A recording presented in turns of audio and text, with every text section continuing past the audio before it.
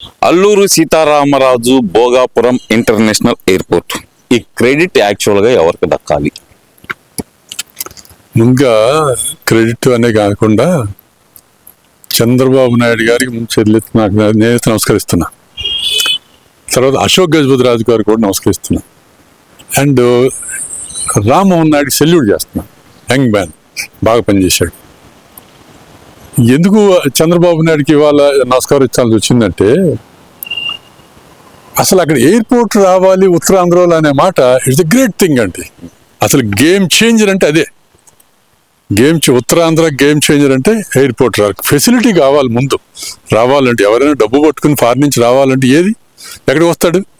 మా విశాఖపట్నంలో ప్రస్తుతం ఉన్న ఎయిర్పోర్ట్ జాన్ ఉంటుంది. అది దాంట్లో పెద్ద విమానాలు రావు, చిన్న చిన్న విమానాలు వస్తాయి. ఇవాళ కట్టిన ఎయిర్పోర్ట్ అనేది గ్రీన్ఫీల్డ్ ఎయిర్పోర్టు, అది మామూలుగా కట్టలే, ఇంటర్నేషనల్ స్టాండర్డ్స్లో కట్టారు. దానివల్ల ఏమవుతుందంటే ఇంటర్నేషనల్ ఫ్లైట్స్ కూడా వస్తాయి ఇక్కడికి. ఇవాళ మా ఎయిర్పోర్ట్లోను, గన్నవరం ఎయిర్పోర్ట్లోను అండ్ రాజమండ్రి ఎయిర్పోర్ట్లు, ఇవన్నీ ఎయిర్పోర్ట్లకి లెక్క కాదండి. ఇవన్నీ జానబెత్తులు ఉంటాయి. ఈ మామూలు లోకల్ విమానాలు తిరగడానికి పనిచేస్తాయి, కానీ ఇంటర్నేషనల్ ఫ్లైట్లు తిరగడానికి పనిచేయవు. ఇవాళ ఎయిర్పోర్ట్లో 3.8 కిలోమీటర్లు రన్వే వేశారంటే ఊరి సామాన్య సరదాగా వేయలేదు.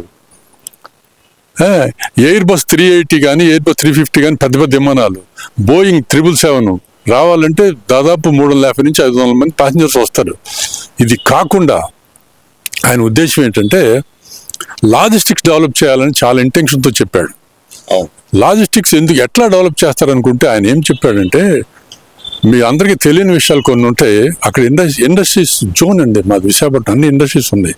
పోర్ట్ ఉంది, స్టీల్ ప్లాంట్ ఉంది, షిప్ బిల్డింగ్ ఉంది, షిప్ తయారు చేస్తారు, హెచ్పిసిఎల్ ఉంది.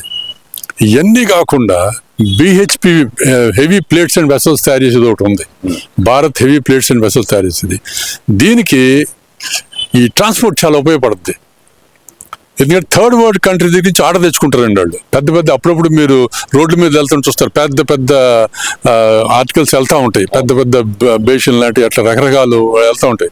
అవన్నీ ఇప్పుడు ఫారిన్ వాళ్ళు ఎవరు థర్డ్ వరల్డ్ కంట్రీస్ ఆర్డర్ ఇచ్చి వాళ్ళు తెచ్చుకుంటారు వాళ్ళ దగ్గర నుంచి. ఫెసిలిటీ ఏది? ట్రాన్స్పోర్ట్ ఏది?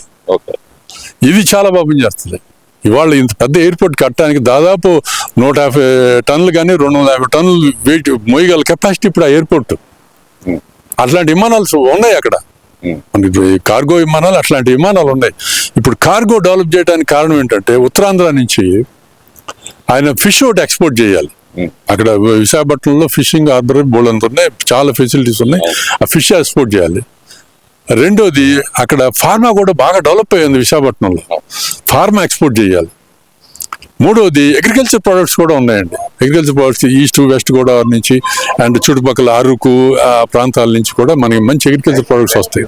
ఫ్యాక్టరీస్ ఉన్నాయి, పలాస ఇవన్నీ ఇట్లా చాలా చాలా అగ్రికల్చర్ ప్రొడక్ట్స్ కూడా ఎక్స్పోర్ట్ చేయడానికి మనకి అవకాశం, మన స్కోప్ దొరికింది. ఏంటి, మనం ఎలివేట్ చేసుకోవాలి. మనం చెప్తేనే ఎవరికి తెలిసేది ఇక్కడ ఇది ఉందని. ఇప్పుడు ముఖ్యమంత్రి గారు అరకు కాఫీ అని చెప్పారు. ఇప్పుడు అరకు కాఫీ ఎంత పాపులర్ అయిపోయింది, వరల్డ్ వైడ్గా కూడా పాపులర్ అరకు కాఫీ అనేది ఆయన చెప్పబట్టి అయింది.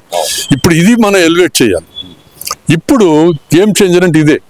ఇవాళ కంపెనీస్ ఏదైతే ఉన్నాయో ఆ కంపెనీస్కి ఆల్రెడీ లోకేష్ ఒక అడుగు వేసాడంటే అది 30 కిలోమీటర్ల దూరం వెళ్ళింది అడుగు. ఏంటి, విశాఖపట్నం నుంచి 30 కిలోమీటర్ల దూరంలో అడిగేసాడు గూగుల్ని అక్కడ పెట్టించాడు. అంటే ఈ లోపు ఖచ్చితంగా డెవలప్మెంటే. అక్కడి నుంచి 20 కిలోమీటర్ల దూరంలో భోగాపురం, ఇది అల్లూరు సీతారామరాజు ఎయిర్పోర్ట్. ఈ మధ్యనంతా డెవలప్మెంటే, మామూలు డెవలప్మెంట్ కాదు. ఇవాళ విశాఖపట్నం పట్టుకోవడం ఎవరి తరం కాదండి. ఎందుకంటే వాళ్ళ ఎయిర్పోర్ట్ అంత సర్వీస్ చేస్తుంది. వాళ్ళ పై కంపెనీ వాడు చూసేది ఏంటంటే ఎయిర్పోర్ట్ కోసమే. వాళ్ళ ఆ ఎయిర్పోర్ట్లో ఉన్నది విశాఖపట్నం ఉన్నది ఎక్కడ అనుకుంటున్నారు? అనకాపల్లి, విశాఖపట్నం, విజయనగరం, శ్రీకాకుళం, వీటన్నిటికీ సెంట్రల్ ప్లేస్ చెప్పాలంటే సీతారామరాజు ఎయిర్పోర్ట్ 3 జిల్లాలకి, 3 జిల్లా, అనకాపల్లి జిల్లా, విశాఖ జిల్లా, శ్రీకాకుళం, విజయనగరం జిల్లా, 4 జిల్లాలకు కూడా అది సెంటర్ ప్లేసు. ఒరిస్సా కూడా లైన్లో ఉంది, అటు ఛత్తీస్గఢ్ కూడా లైన్లో ఉంటుంది, చాలా దగ్గర. అవన్నిటి కూడా లాజిస్టిక్స్ అంతకు అభివృద్ధి చెందడానికి చాలా అవకాశం ఉంది. ఇది కాకుండా టూరిజం కూడా బాగా డెవలప్ అవుతుందండి. ఇవాళ వరకు మా విశాఖపట్నం గురించి ఎవరికి తెలియదండి. మాది న్యాచురల్ సిటీ అండి. విశాఖపట్నం న్యాచురల్ సిటీ అసలు ఎంత గ్రీన్ సిటీ, న్యాచురల్ సిటీ. అదే కాదు, మా పోర్ట్ కూడా న్యాచురల్ పోర్టు. మీరు అన్ని పోర్ట్లు తయారు చేసుకుంటారు, ఇప్పుడు ఎన్ని తయారు చేస్తున్నారు, అది మా నేషనల్ పోర్ట్. మాది మోక్షగుండం విశ్వేశ్వరయ్య గారు వచ్చి ఆ రోజున ఒక 2 ఓడలు ముంచేసి దాన్ని నేచురల్ పోర్ట్ చేశాడు ఆయన. అంతటి గొప్ప సిటీస్, గొప్ప పోర్ట్ ఉంది మాకు. తర్వాత ఎకో సిస్టమ్ చాలా బాగుంటుందండి, గ్రీనరీ ఉంటుంది, అండ్ జూలాజికల్గా కానీ ఇవన్నీ ఉన్నాయి. అక్కడ కూడా అది కూడా మీకు విశాఖపట్నం విజ్ఞానంతో కూడిన సిటీ అండి. అది అన్ని ఇండస్ట్రీస్ ఉన్నాయి, కుర్రాళ్ళకి చాలా విజ్ఞానం నేర్చుకోవచ్చు. అన్ని ఇండస్ట్రీస్ కూడా ఉన్నాయి మాకు, స్టీల్ ప్లాంట్ కానీ ఇవన్నీ చెప్పాను కదా, షిప్ యార్డ్ కానీ. ఈ అన్నిటి కాకుండా అండి ఈ నేవల్ వాళ్ళకి కూడా షిప్ రిపేర్లు చేస్తారు, నేవల్ డాక్స్ అంటారు. నేవల్ డాక్స్ లో చాలా విజ్ఞానం ఉంటుంది. వాళ్ళు పంపిస్తారు అందరినీ చూడటానికి కూడా పంపిస్తారు, ఎవరి ఇయర్ పంపిస్తారు. అది రెగ్యులర్ గా కూడా వెళ్ళొచ్చు, వాళ్ళు టైం ఇస్తారు, వెళ్ళొచ్చు. చాలా విజ్ఞానం డెవలప్ అవుతుంది. విజ్ఞాన పరంగా మాత్రం విశాఖపట్నం నెంబర్ 1 మనకు అదృష్టం అండి. గ్రీనరీ సిటీ అవటంలో టూరిజం కూడా అక్కడ డెవలప్ అవుతుందండి. టూరిజం డెవలప్ అవడానికి చాలా స్కోప్ ఉందండి మా విశాఖపట్నం. ఇప్పుడు డెవలప్ అవుతుందండి, ఇప్పుడు డెవలప్. ఫారిన్ వాడికి తెలియదు కదా ఇప్పటి వరకు ఏంటనేది. ఇప్పుడు ఫెసిలిటీ వచ్చింది కదా. ఇంకో విషయం ఏంటంటే గనక దీని అంతటి కారణం నేనే అంటున్నారు కదా మరి జగన్మోహన్ రెడ్డి గారు. అంటే ఇంటర్నేషనల్ ఎయిర్పోర్ట్ మొదలు పెట్టిందే నేను, దాని క్రెడిట్ అంతా చంద్రబాబు నాయుడు గారు కొట్టేస్తున్నారు, ఆ క్రెడిట్ నాది అంటున్నారు కదా. మరి క్రెడిట్ కాదు కదా సార్, ఇంకా ఉన్నాయి. ఎందుకంటే ఇప్పుడు గన్నవరం ఈ విమానాశ్రయాలు అన్నిటికీ కూడా విమానానికి ఏదైనా చిన్న రిపేర్ వస్తే ఫెసిలిటీ లేదు. అక్కడ ఎంఆర్ఓ కూడా ప్రొవైడ్ చేశారు ఆయన. గ్రంథి ఆయన చాలా గొప్పవాళ్ళు, వాళ్ళు కూడా ఎంఆర్ఓ కూడా ప్రొవైడ్ చేశారు. ఏ ఫ్లైట్ ఏమైనా తేడా వస్తే కూడా ఇమీడియట్ చిన్న రిపేర్లు చేయడానికి కానీ ఇట్లాంటి అన్నిటికీ వాళ్ళకు బాగా ఫెసిలిటీ పెట్టుకున్నారు. ఆ తర్వాత ఎంప్లాయ్మెంట్ కూడా బాగా జనరేట్ చేస్తారండి వాళ్ళు. ఇప్పుడు ఎంప్లాయ్మెంట్ టూరిజం వల్ల కూడా హోటల్స్ అన్ని డెవలప్ చేస్తున్నారు, టూరిజం డెవలప్మెంట్ కూడా ఉంది. ఇన్ని ఫెసిలిటీస్ ఆయన డెవలప్ చేశారు. ఆయన ఆలోచనకి గ్రేట్ అండి, చంద్రబాబు గారు గ్రేట్. ఇప్పుడు ఆయన చేశాడు కానీ ఫస్ట్ ఈయన కాదు కదా చేసింది. ఈయన క్రెడిట్ ఎట్లా వస్తుందండి?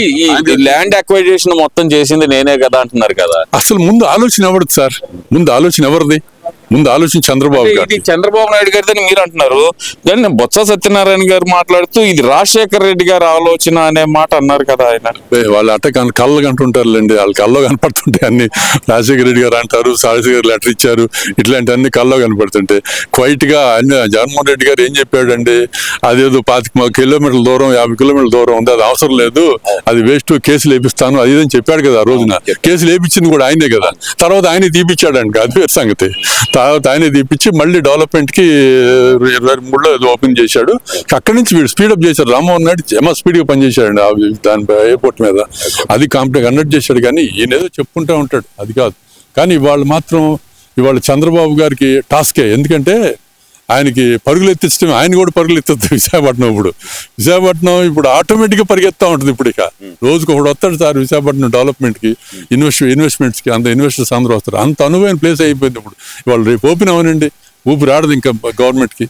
అది సీన్ లో ఉంది. అంటే దీంట్లో అసలు ఈ కూటమి ప్రభుత్వం ఏదైతే కనుక పాత్ర ఏమీ లేదు, ఇదంతా గత ప్రభుత్వం చేసిందేను, ఇది మా అభివృద్ధి, దాని క్రెడిట్ చోరీ చేస్తున్నారు అంటున్నారు కదా. మరి అని వాళ్ళు చెప్పుకుంటాకేనండి, వాళ్ళు ఏం పని చేయరు కదా, అట్టకి మనకు తెలిసిందే కదా.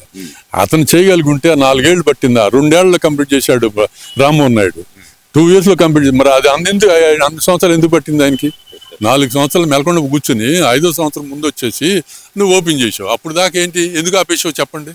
అసలు ఎందుకు ఆపాడు? కేసు ఎందుకు వేసాడు చెప్పమనండి ముందు. అసలు కేసు వేయవలసిన పరిస్థితి ఏమొచ్చింది? అసలు నువ్వు ఇన్వైట్ చేసేవాడు అయితే నువ్వు కేసు ఎందుకు వేసావు? కేసు వేయకూడదు కదా.